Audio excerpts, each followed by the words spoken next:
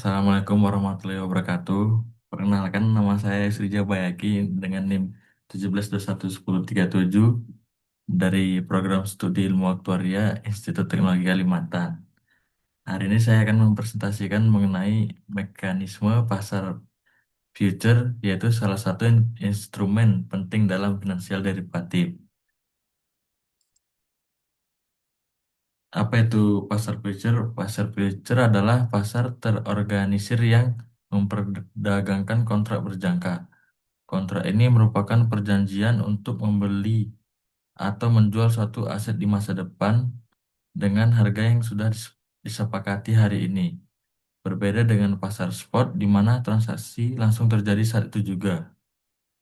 Fitur sendiri banyak digunakan untuk dua hal. Pertama, hedging atau perlindungan risiko, dan kedua, spekulasi untuk mencari keuntungan. Contohnya, seorang petani bisa mengunci harga panennya sejak awal supaya tidak rugi kalau harga turun.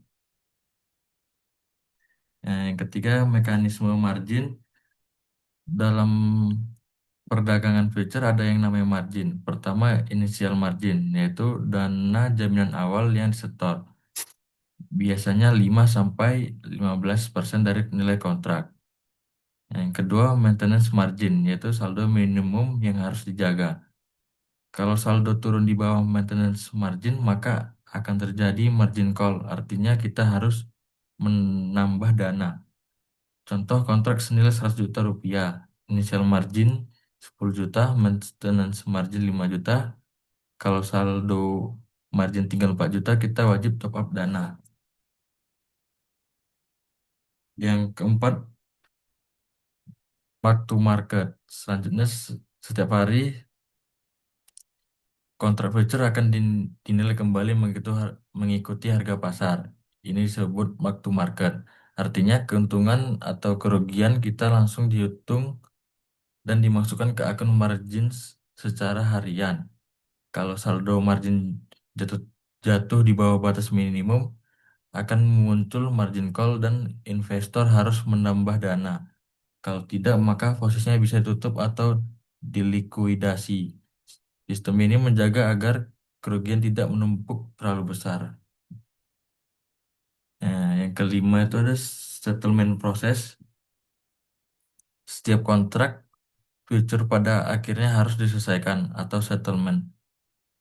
Ada dua jenis settlement. Pertama, physical settlement, yaitu benar-benar menyerahkan barang fisik seperti emas, minyak, atau komoditas. Kedua, cash settlement, yaitu hanya membayar selisih harga, contohnya pada indeks saham atau suku bunga. Tahapan settlement biasanya kontrak jatuh tempo, penentu harga akhir, lalu pembayaran selisih harga atau penyerahan barang jika fisik. Nah, yang keenam ada contoh kasus. Sebagai contoh kasus, seorang petani ingin mengunci harga jagung 3 bulan mendatang. Harga future 5.000 per kilogram dengan jumlah 10.000 kilogram. Sehingga nilai kontraknya 50 juta. Initial margin yang disetor adalah 5 juta. Kalau harga naik jadi 5.500, petani untung 5 juta. Sebaliknya kalau harga turun jadi 4.500, petani rugi 5 juta. Ini menunjukkan bahwa fitur bisa melindungi, tapi juga tetap ada kerugian. Yang ketujuh, kesimpulan dari penjelasan tadi bisa kita simpulkan, future adalah instrumen derivatif yang penting untuk hedging maupun spekulasi. Memahami mekanisme margin dan waktu market sangat penting sebelum masuk ke pasar ini.